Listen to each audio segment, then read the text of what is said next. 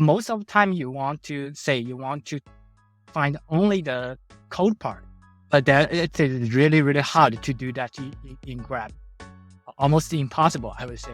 AST Grep has another approach because we are searching code. Code can be parsed into syntax tree. Then why don't we just use code to search code?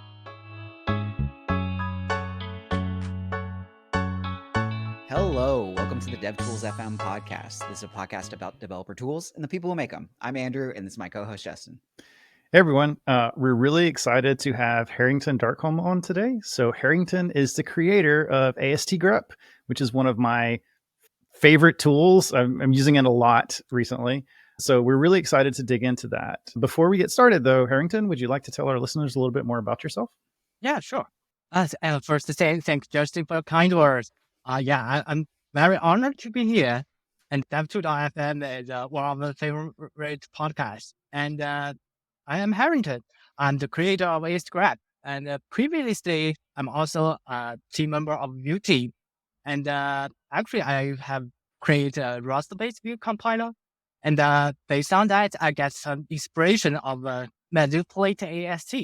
And that's the birth of AST Grep. Cool. Yeah, I saw that you had written or were working on a Rust compiler for Vue, which is like, it seems like such a fun project. And it was like very in vogue to like write Rust compilers for frameworks for a little while. So tell us a little bit more about that. Like, how did that start? Yeah, reinvent Vue template compiler in Rust is very fun. Yeah, so, and originally Vue's template compiler is based on something like the HTML5 project implemented in JavaScript. So that part of code is not, I would say, not that slow, but definitely that will give you some, we can give some performance boost to that. And actually, there's a lot of optimization we can do for the parsing and the transpiling.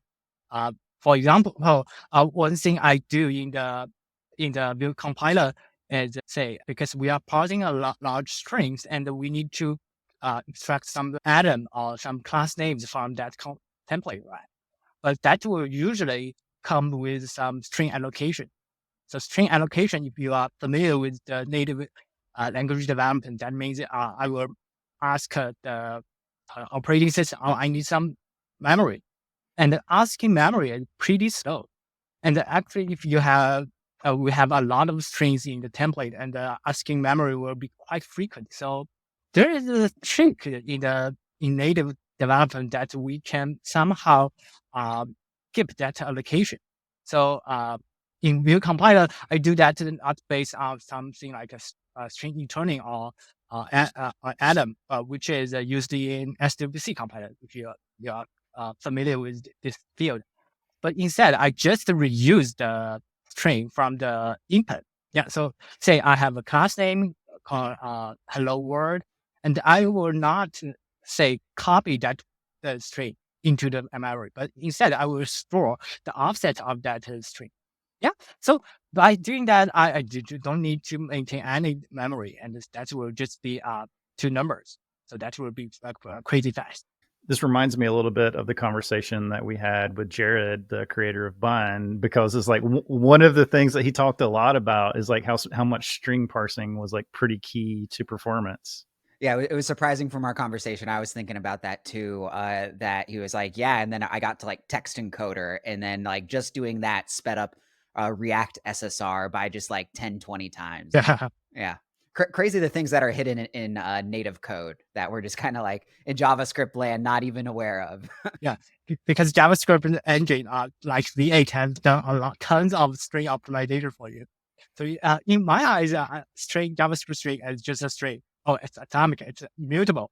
But in JavaScript engine's eye, wow, there's a tons of string variation. So did your Vue compiler project like make it to Vue, or did the project go in a different direction? Actually, it goes to a different direction. One thing cannot be easily done as parsing the script or the style. So in Vue, we have something called a script setup script.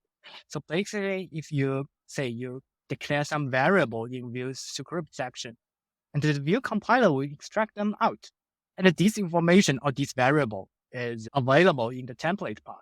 But this is compiler-based optimization. Yeah.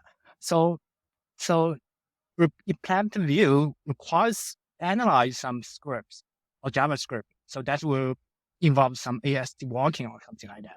Yeah. And back then, when the Rust compiler just started, the only JavaScript repository in Rust land is SWC.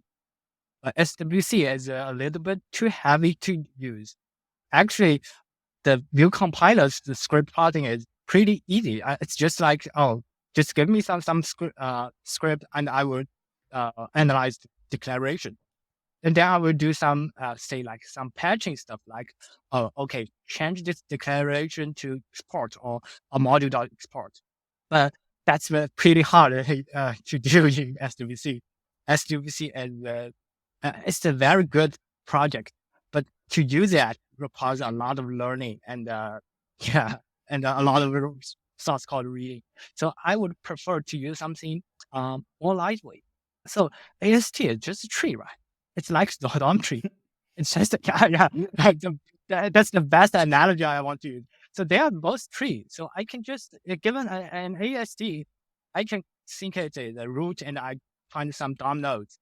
And jQuery, I started to use it. It's about 10 years or more than 10 years ago. I really like it. I still like jQuery, and I'm still very fond of it, jQuery. So you can just find some, say, CS selector, give it some selector, give it okay. I want to find some AST nodes. So can you get back a list of a node for me?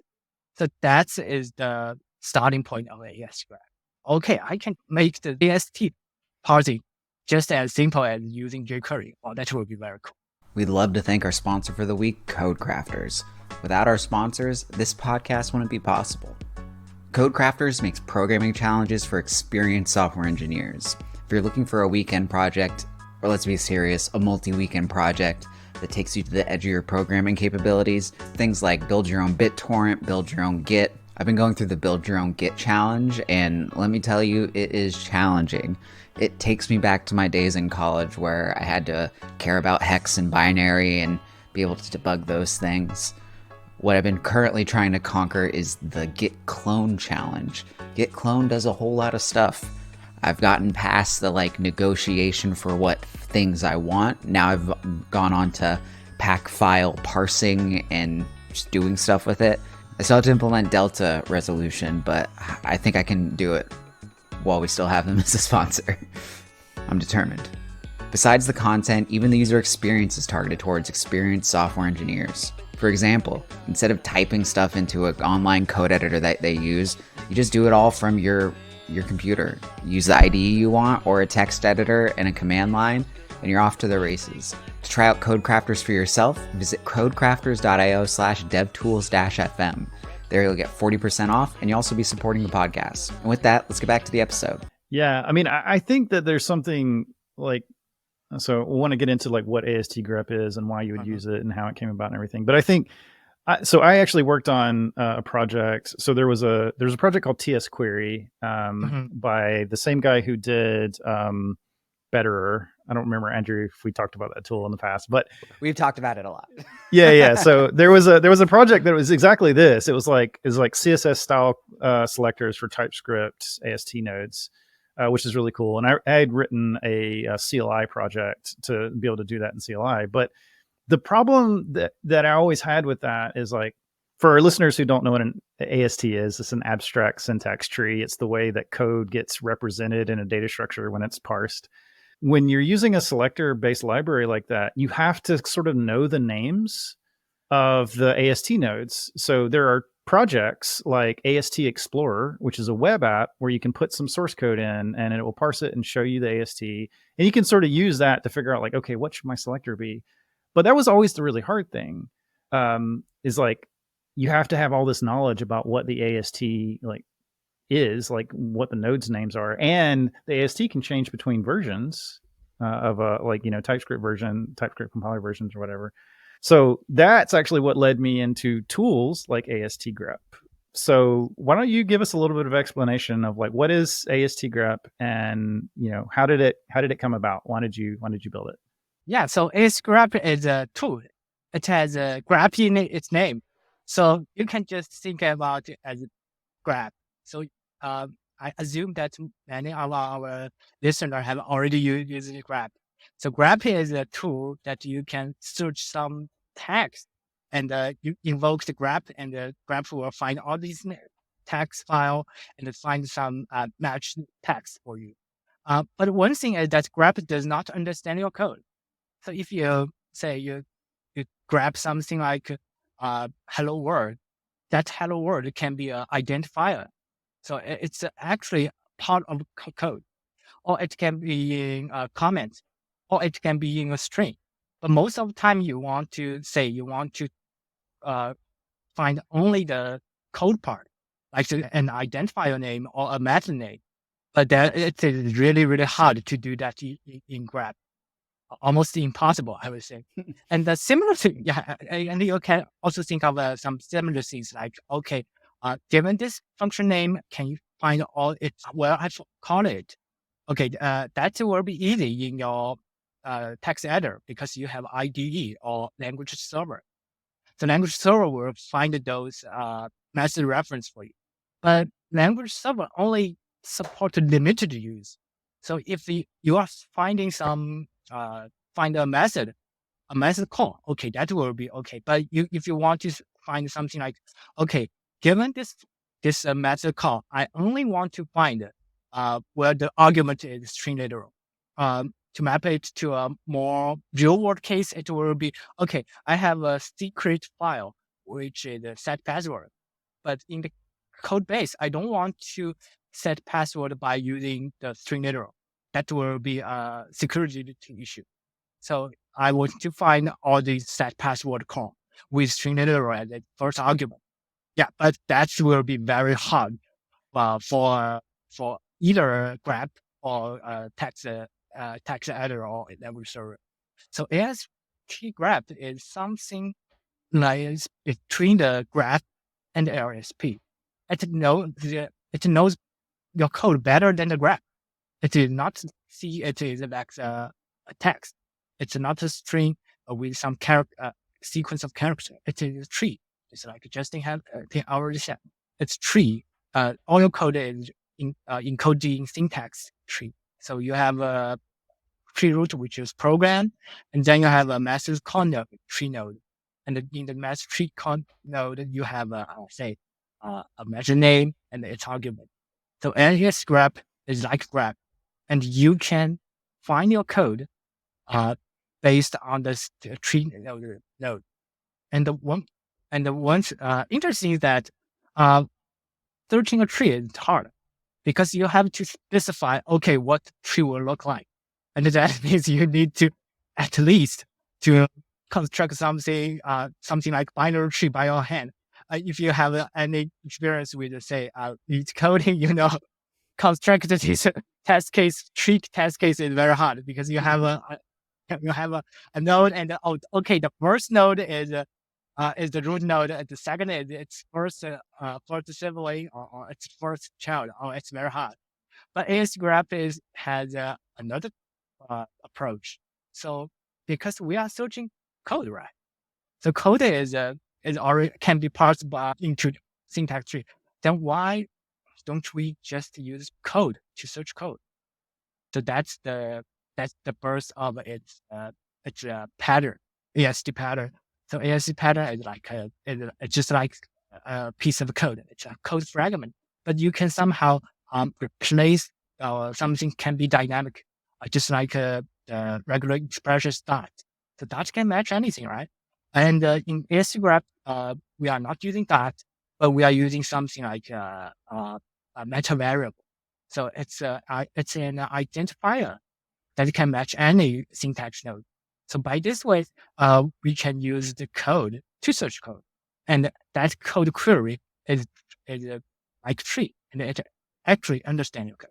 But yeah, that's super cool. Like Justin said, like any AST experience I've had, I just go to AST Explorer and I'm like, okay, this is hell. Like I have to translate that into code, and like it just adds so much complexity. But the idea of just being able to like write code and then match that code is super cool. So like, is the way it works that like you kind of like take my input search string and then like make an AST out of that and then like match parts of the tree? Yes, exactly. Oh, nice. Exactly. Yeah, so AST Grep is based on Tree Sitter. So Tree Sitter is a project invented in GitHub. So GitHub is it's the place where we store all of our code. So GitHub also has a lot of different code. Different language. Say Java, JavaScript, Python, C. So Tree Sitter also supports a wide range of language. And using the Tree Sitter, we can say pass the search query into AST. And based on that AST, I will inspect, okay, if that tree node has some special syntax like the meta variable. If yes, okay, I will translate it to a pattern. So, okay, this pattern can match anything. So keep on. And if that's it is not, it's just say an ordinary syntax signal. Okay, I will also translate it to a pattern node that match exactly of that syntax. So in this case, everything can be matched against a tree. Yeah, the thing that I really love about this, so in practice, what it like looks like is, oh, you're searching for a function. You just like write the function name in parentheses, and if there's one parameter, you just do like, what is the syntax, like dollar, and then like whatever, whatever the placeholder would be for that. And if there's multiple variables or multiple arguments to the function, you have a special special thing that you can do there. But it like matches pretty exactly to what you expect, and you don't have to know about you don't have to think about the AST or the nodes or whatever. So it feels a lot like, it does feel a lot like using grep, but without all the, regex pattern matching and all the other weird string stuff that you have to do. Yeah, especially when you calling something like call, method call, function call. So you have to match the parentheses. Oh, that will be a lot of regex. And and also the search query is designed like code. So people can use that without consulting to AST Grep Playground or AST Explorer. So that will be a great use case for daily command line use. Yeah, one thing we haven't mentioned about like how the search syntax is nice is that since you're grepping the AST, white space doesn't matter. Like in a lot of your examples, you have like console logs that are strewn all over the place. And if you wanted to do that with like, find and replace in your editor, it would just be like, you'd have to write some pretty tough regexes to get there. But it leads me to the question, like, if you are doing that, like, do you like save formatting at all? Like if I'm grepping for a console log and it happens to be split out across 4 or 5 lines, is that structure kind of preserved? Yes, for the search part, yes. A single pattern can span multiple lines, but that will be a little bit tricky when you're using the replace. So suppose we have a console log and the argument is one level indented compared to its console log. So when we replace that will be very, very tricky. And if you so the AST Grep replacement algorithm is indentation sensitive. So if the argument, as we have said, has indented at one level, then if you use that in the replacement string, it will also be one level indented.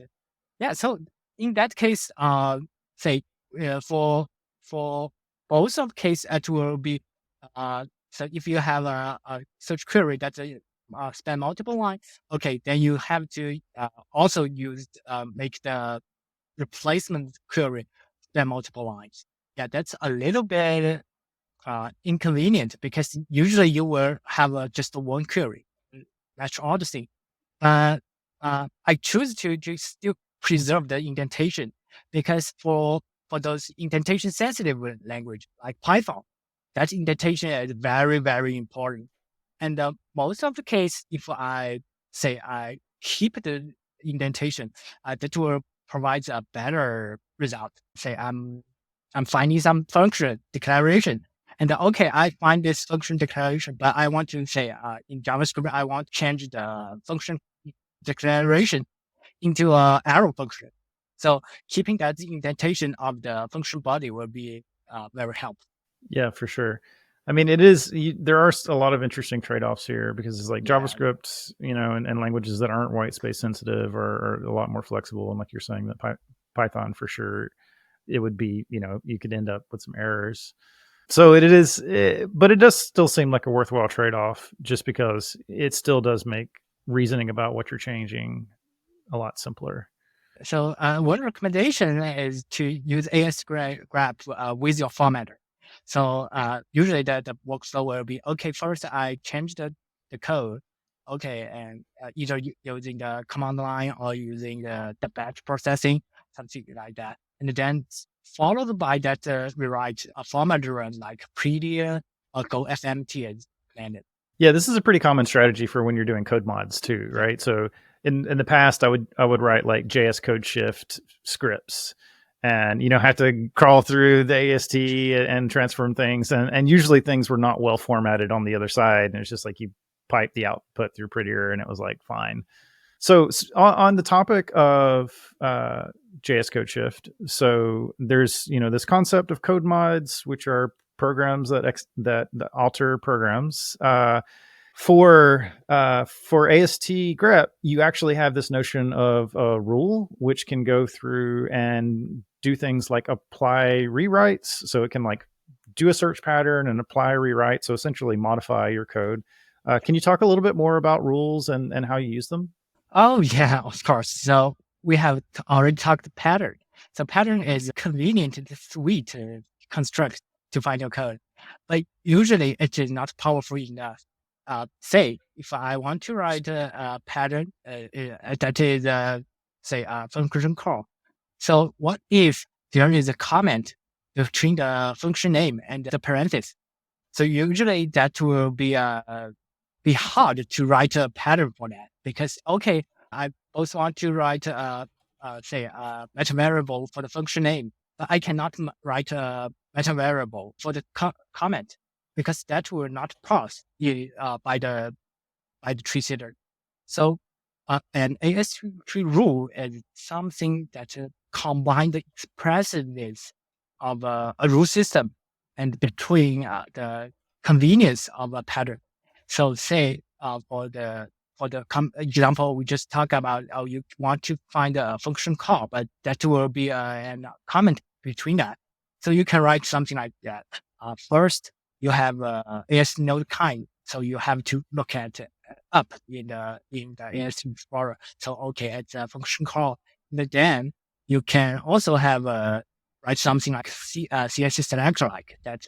Okay, I also want this function call has a child of a comment. Yeah. So combine these two rules, we can precisely locate some some AST node that is not expressible with pattern. And based on that rule, we can also use compose very complex rewrite. Some part of the rule will be matched into a meta variable.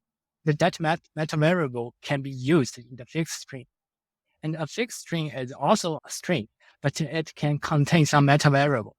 The meta variable is a match key, is a match group, like a regular expression that match some syntax node. So by using the rule, meta variable, and the fixed string, we can do a pretty complex code rewrite. So this is really getting into the code mod use case, right? Yes. Because traditionally some people might write rules or whatever with just regex, right? So regex, try to find this pattern in my code. It's going to have false positives because it's going to match on a comment somewhere or something, which is typically why we don't do that, or just like using raw grep. And then the code mod situation where you're using something like JS code shift, you're writing programmatic code, and it's programmatic because you have to find things with all these relationships. It's like, I want a function with this signature that has this thing in the body, and then I want to do some rewrite rule to it. So you're saying for for the rules, you can sort of express them as like, oh, I have this pattern and maybe composed patterns, like multiple patterns that are together. And then you can use that as collection of information to form some pretty complex rewrites.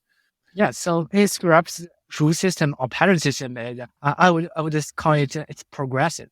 So it's a scale from a simple usage, like a search and replace with its pattern. But it can progress or scale to a more complex situation. Like you want to find some specific node that's inside another specific syntax node. Like, okay, I want to find a set password call inside say an insecure function or in an insecure context. So that cannot be easily expressed by pattern. Or if I want to express that pattern, I will usually introduce a lot of syntax for that pattern code. So user will have to learn both the host language, like JavaScript, and also the pattern syntax. So that's the one thing I want to avoid. We'd like to thank our second sponsor for the week, runme.dev. When it comes to cloud infra, we live in a fractured and complicated world. It's 2024 and we're still storing op docs and wikis and relying on a bunch of scripts and markdown in fractured repos. Runme wants to put ops docs in your repo along with the rest of your code. With Runme, you can empower your whole team to be in charge of your infra with simple notebooks, create mission control dashboards, interactive external docs, or even operational runbooks. To get started, head over to runme.dev. So one type of lint rule that I write a lot is like parent-child relationship stuff. So like in React, it's like, oh, you can't use this component inside of this other component, or like in hooks, you can't use these browser APIs in like certain situations. So do rules allow me to like start linting for that type of stuff? Oh, kind of. So as long as this, say, if you are having a special hook in the browser code, as long as that browser code can be identified in AST in the same file, that can be fine. Say if you have say you are in a let me think. Say you are using Next.js, right? And you have some server API that you don't want to be called in the client code. So if that file has a use client directed at the top of your file, then it's definitely the browser file. Then using the AST, I can say, okay, first I want to find the server API call, and then it should be inside a file with use client directed. So that rule is perfectly expressible in AST Grep. But there will be something more difficult, like, okay, this file is sometimes used in server and sometimes using client because it's a common utility tool. So finding this use case will be a lot harder. And it should actually understand every language and every semantic of both your library and also your framework and your language. That will be a lot harder. Yeah. So talking about the rules a little bit more. So rules are expressed in a YAML file.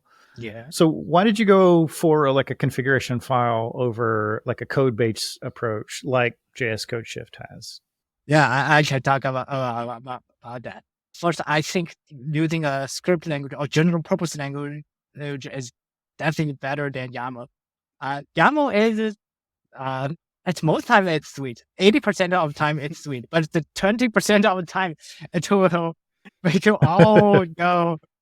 Yeah, we all know the Norway problem or other weird YAML stuff.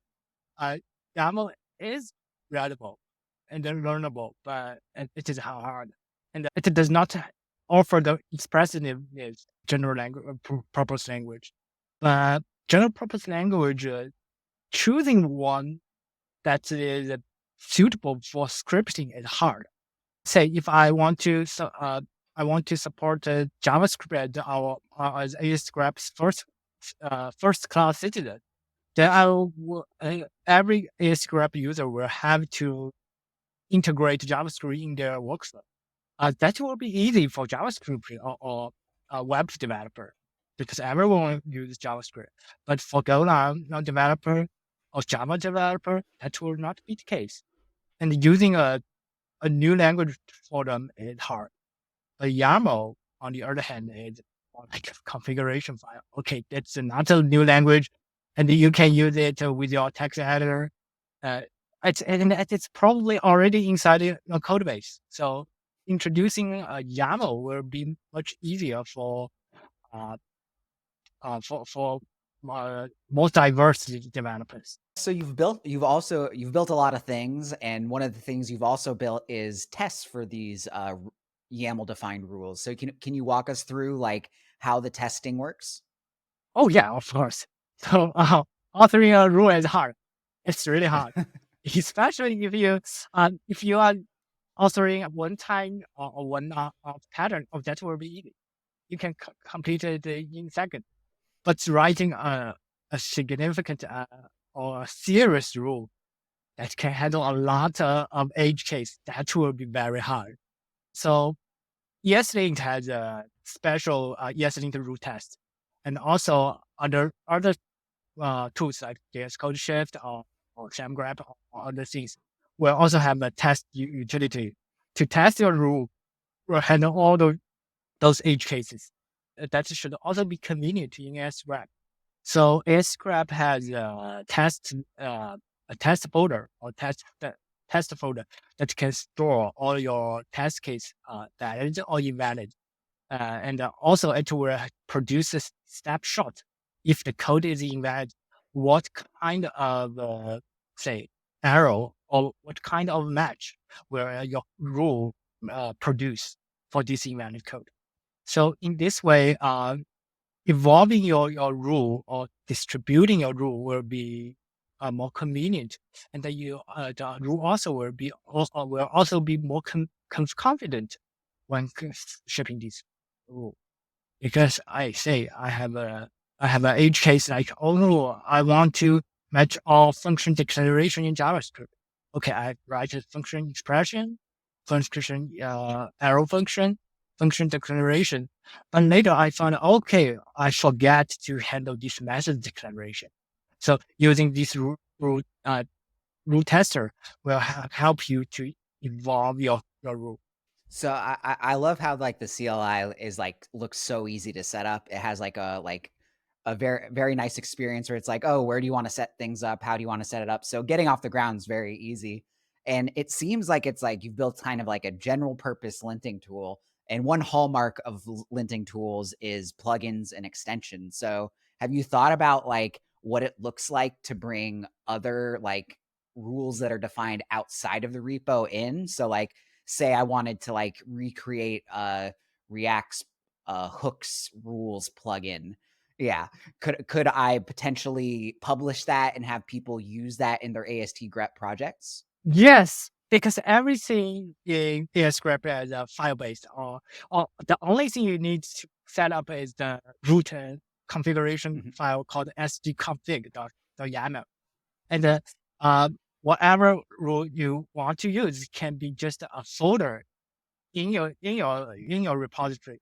So you can use say if it's a GitHub repo, you can just clone it as a say a submodule of your Git project, or it can also be published on npm. So you can install that and you find that code, find that rules in node modules. So I have not decided. I don't want to build a rule registration for AST Grep, but instead I want it to follow the host language. If you are using JavaScript, okay, use npm. If you are using say Python, use pip. Or if you unfortunately you are using something like old code or like CPP, or you cannot do that, okay, you can still rely on the old variable Git submodule. So this way, it takes a little opinion on how you distribute your rules. Yeah, that makes a lot of sense. I can see similarities in the patterns that you've already discussed. And like, you want people who are writing rules in a language to be able to think about their language and not to have to think about like other languages. So it makes sense that integrate this approach.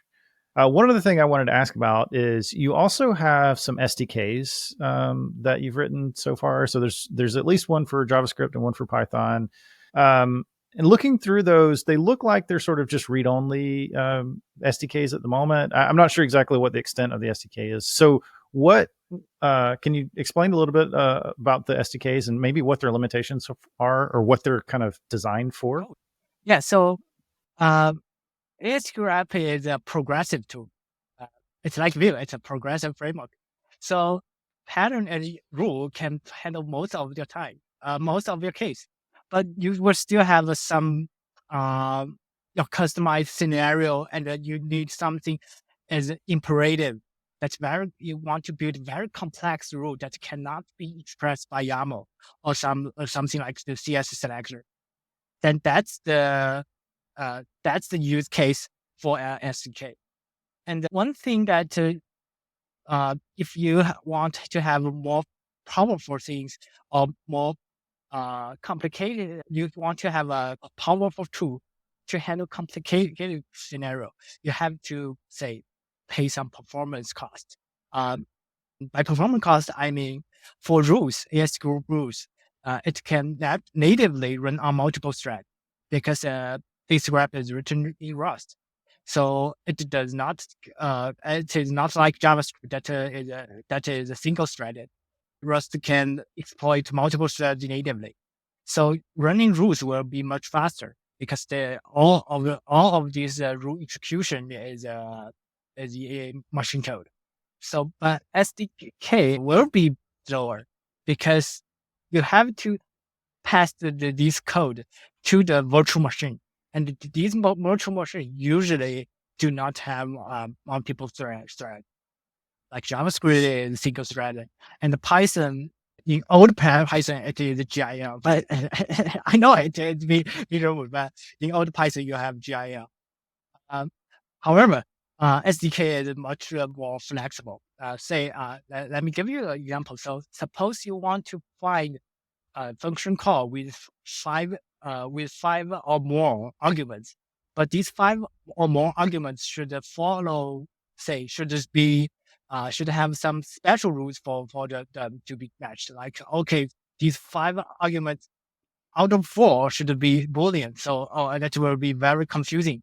So for this very specialized or customized the scenario, using a YAML-based rule will be very verbose, if ever possible, to express this scenario. Also, sometimes you want a tool to understand your code better.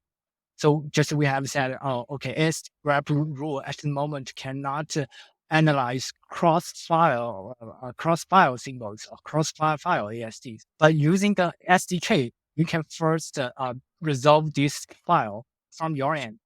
So because you are writing JavaScript, you must know JavaScript better than AST Grep. Okay, so you can first do some file resolution things and give this resolved file to AST Grep. That will be much more powerful. Yeah, it's probably out of scope, but it would be really cool if there was like some way to like connect the ASTs. Cause like, as you said, like maybe I have a helper function that uses like window and I can't use that in like certain scenarios. It'd be super cool to be like, oh yeah, this AST kind of just like plugs in right there. Oh yeah. Yeah, that will be very powerful. Wow, then I think that will be out of the scope of a roadmap project. Okay, so you're working on some other tools. You have a VS Code extension in the works. Can you tell us what it does and what you plan to make it do? Oh yeah. So at the moment, the AST Grep, the VS Code has 2 main functionality, or two main features. The first one, AST Grep has a language server. So if you have a sgconfig, it will set up the linter for you. So you will see, okay, you set up the rules and then open your editor. Okay, the editor will report issues for you. So that's the LSP part. But there is also another feature, is search and replace. So most of my users are not living in the command line. They are not living in the terminal, but instead they live in VS Code. So you have a VS Code extension that can take your pattern and find it in your code, it will be very convenient. And more importantly, if you want to do some replacement, that needs to take some matching group in your search. That will be very hard to use with a regular expression. You have to know the matching group or something like that. But in AST Grep, that's a meta variable, and you can simply use that in a replacement string. So that will be very convenient. So that's so AST Grep and VS Code will have these two main features. And for the search and the replace part, I'm still doing that. That is a lot of work. It's truly a lot. And I'm really amazed with the VS Code UI. So all the UI details is really nice and very pleasant. If you look at the file match, so every file will have its search match. But if you scroll a little bit the scroll list or results list, you will see some box shadow from that file item. Well, that's really subtle, but also really good eye candy. Yeah, they've got some good UI UX going on there. Yes. Yeah, I've been learning that a little bit of box shadow can go a really long way to make your UI just really look good. The VS Code extension is going to be awesome, though. I'm super excited about it. I'd been messing around with the versions you have released now that just has the search in it, and it's good. It's really good.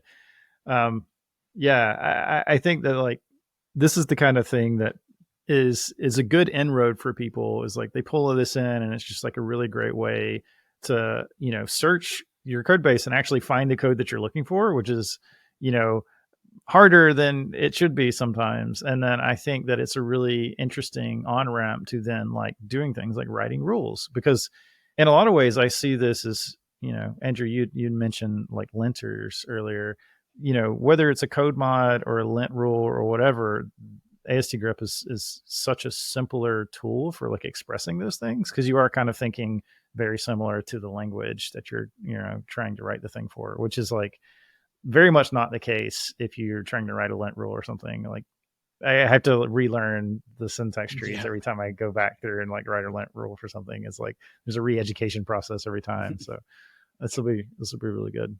Yeah, personally, I work across a lot of different language.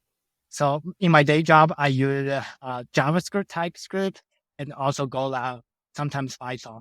And in my spare time, in my hobby time, it's Rust and Python. So worked across these language. And first, not all language have a decent linter tool or decent code module. And second, every code module has its own unique design for that language. So usually pick up a new code module will require learn both the new language and the new tool. But AST Grep at least want to unify these language difference. So at least you learn one AST Grep tool, and that concept of AST and AST rule matching will be similar across different languages. So you already have a pretty full featured tool, and you're expanding into like tools for your tool, as we just talked about. But what do you have planned for the future? What features do you want to bring to AST Grep? Oh yeah. So a lot of the users have asked me pretty many times that, can I have it use the AST Grep in my own project? Or it will have a web playground. And I also want to build a playground like AST Grep. Can you help me that? So WebAssembly is a big thing for users. And especially for older nodes or for some older Linux system, WebAssembly is very useful. Since I cannot compile a lot of preset files on this system, using a WebAssembly will be very, very helpful. So WebAssembly is a big thing. The other thing is still the VS Code extension. So because using CLI requires some learning. You have to read doc. Okay, I have these common arguments, And also the command line has its own grammar. You have to remember that. But using VS Code, you just look at that logo and click on that. You see the input and other things. Oh, that will be very intuitive for user to learn. So VS Code is also the next big thing. And finally, there may be some more customized rules. So at the moment, you can only choose a YAML-based rule or a full-fledged SDK. But I'm thinking about doing something between, that you can build some your own rules using WASM. But that WASM rule can also be registered on the YAML part. So once you write the, you have your WASM ready, and also you can use it in your YAML rule. That will preserve the declarative nature of the YAML rule, but still preserve the expressiveness of imperative programming. That is really cool. That's a cool approach. I had not thought about WASM as a good build target for like older platforms that might not like support other things. But that's an interesting perspective. So we always ask a future facing question at the end of our episodes, and one that I think would be interesting to ask you. You're doing a lot of, in your free time at least, you're doing a lot of tooling in Rust. Do you think Rust is the future of web-based tooling? We've talked about some of the places where it like works well, and like some of the places where it's hard, like with the Vue compiler. So what do you think the future is there? Yeah, that's my disclaimer. That's my own opinion. That's not to represent anything else. So for tooling, yes, Rust is the future of web-based tooling because Rust is fast. It does not have a garbage collector, and not having garbage collector is a very good trait. It's a very good feature that you can bridge Rust with V8. So using V8 objects in Rust is like using a smart pointer in Rust. So you just have because V8 exports some it's smart pointer or GCT, which is smart pointer that manage the heap and JavaScript object. So if you're using that in Rust, that will be very easy. But if you are using something like a language with runtime, for example, Go is very, very fast. But using Go with JavaScript engine will incur some overhead because you have to take care of a garbage collector both in JavaScript and that garbage collector in Go. That is also okay, but just requires some more modification for the runtime engine. And another thing is not only Rust the language itself, but also its ecosystem. One thing I want to praise, and one thing I'm always praising, is Napi.rs. It has really great API design, and the JavaScript language is nice. Actually, Napi.rs is one of the best bridging tools I have ever seen and ever used. Brooklyn is the best of time. Yeah, the Napi project is it's pretty amazing. The having good bridges between languages is so important in that project. Is awesome. Because before Napi.rs, if I want to use it, I want to use CPP to bridge my Node, my native code, and with the Node.js runtime. That will be a lot of code. First, I need to grab something like isolate environment. A lot of things I cannot tell the difference now. But you need to grab them and use a lot of ceremony to set them up to do a simple thing like 1 + 2 = 3. But with Napi, you can just using a declaration that decorate your Rust function, and everything runs under it. And you just write 1 + 2 = 3. That will be about 5 lines of Rust code. Very easy. Yeah, it's great. Those integrations are super powerful, and I think that we're seeing a lot of like really powerful tooling that's coming out because we have things like Napi. And I will say, I'm always a shill for Dino. I think Dino is like native Rust integration. It's so nice. So better interfaces are good. Well, that's it for what we got for questions. Thanks for coming on the podcast, Harrington. This was a really fun conversation, and the tool you've built is super cool. Like I've already shared it to my work, and people have gone like, "Wow, that's something I already needed." So you've definitely made a tool that I think a lot of people are going to like. So I hope it catches on. Yeah, and glad you have me here. Thank you. Yeah. Just to repeat, Andrew, like so glad that you came on. And I mean, AST Grep, I mean, I use it all the time. I really use it all the time. I love it. It's a cool tool. So I appreciate it. Thank you. Appreciate it.